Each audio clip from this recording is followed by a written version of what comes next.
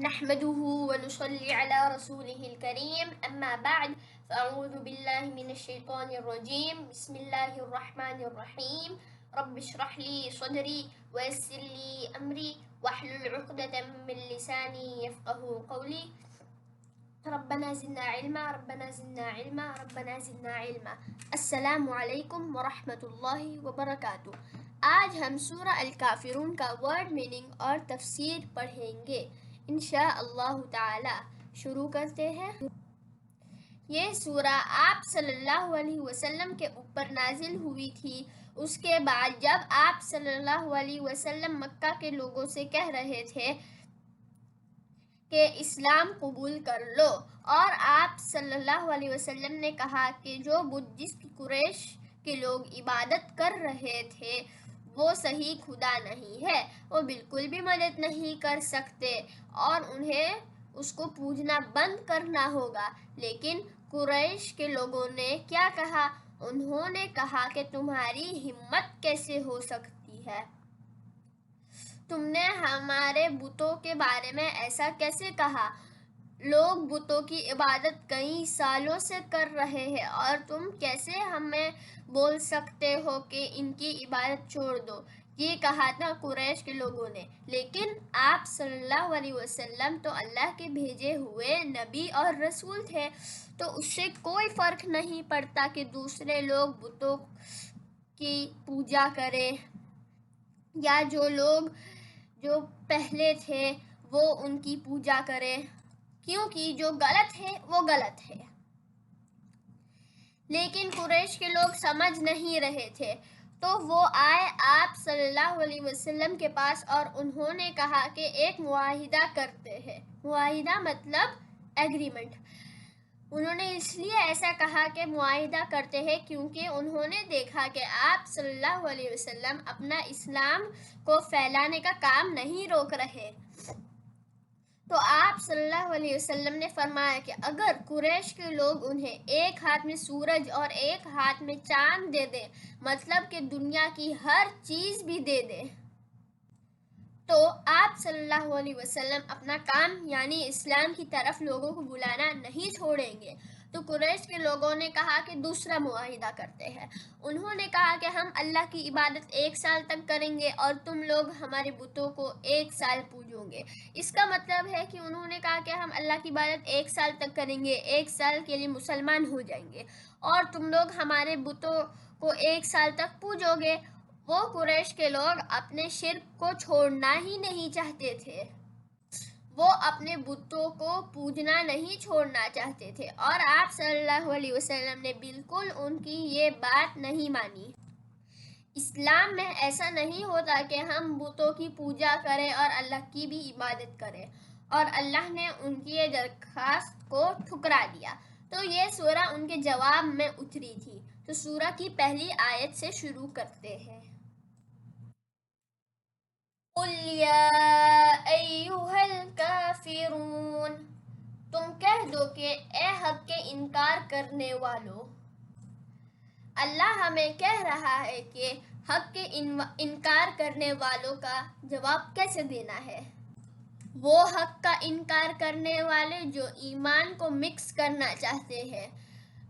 تو جب ان لوگوں نے آپ صلی اللہ علیہ وسلم سے یہ کہا کہ ہم اللہ کی عبادت 1 سال تک کریں گے اور تم لوگ ہمارے بتوں کو 1 سال تک پوجو، تو اللہ نے یہ سورہ نازل کی اور ان کا جواب دیا۔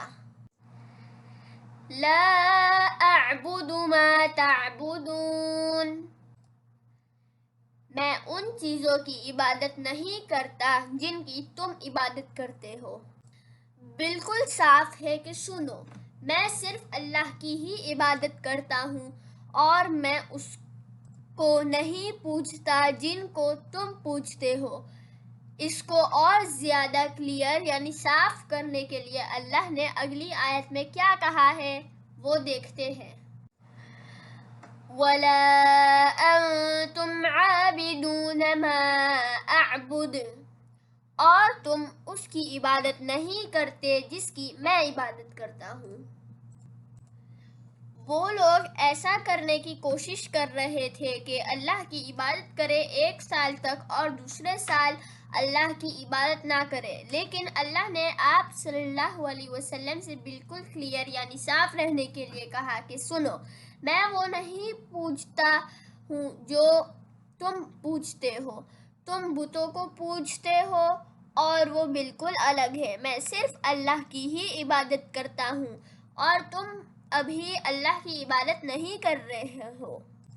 آپ کو پتا ہے کہ جب قریش کے لوگ بتوں کو پوجتے تھے تو وہ کہا کرتے تھے کہ ہاں لیکن یہ بتوں کو پوج کے بھی ہم اللہ کی ہی عبادت کر رہے ہیں، لیکن اللہ نے کہا کہ کہو کہ یہ صحیح نہیں ہے، تم اللہ کی عبادت نہیں کر رہے ہو۔ صاف کا مطلب کہ اپنی بات کلیئرلی بتا دینا تاکہ لوگوں کو سمجھ میں آ جائے ہماری بات۔ اب اگلی آیت دیکھتے ہیں۔ وَلَا أَنَا عَابِدٌ مَّا عَبَدتُّمْ، اور نہ میں آئندہ اس کی عبادت کرنے والا ہوں جس کی عبادت تم کرتے ہو۔ اس کا مطلب کیا ہے؟ ہم بتوں کی پوجا نہیں کریں گے، تم ہمیں بتوں کی پوجا کرنے کے لیے کہتے ہو، ہم نہیں کریں گے۔ اب 5ویں آیت، وَلَا أَنتُمْ عَابِدُونَ مَا أَعْبُدُ، اور نہ تم اس کی عبادت کرنے والے ہو جس کی میں عبادت کرتا ہوں۔ تم لوگوں نے اپنے بتوں کو چنا ہے لیکن تم لوگ کہتے ہو کہ ہم اللہ کی ہی عبادت کر رہے ہیں، لیکن اصل میں وہ صحیح نہیں ہے۔ اور اب آخری آیت، لَکُمْ دِینُکُمْ وَلِیَ دِین، تمہارے لیے تمہارا دین ہے اور میرے لیے میرا دین۔ تو یہ ہے جواب جو اللہ نے ہمیں کہا ہے دینے کے لیے جو لوگ ایمان اور شرک مکس کرنا چاہتے ہیں۔ اب میں آپ کو سورہ الناس کے کوئز کے آنسر دکھاؤں گا۔ یہ آنسرز ہے سورہ الناس کے کوئز کے۔ سورہ الکافرون کے کوئز کی لنک ڈسکرپشن میں ہے، آپ اسے کر سکتے ہیں۔ بسم اللہ الرحمن الرحیم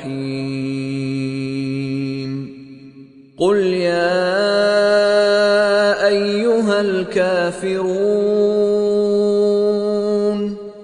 لا اعبد ما تعبدون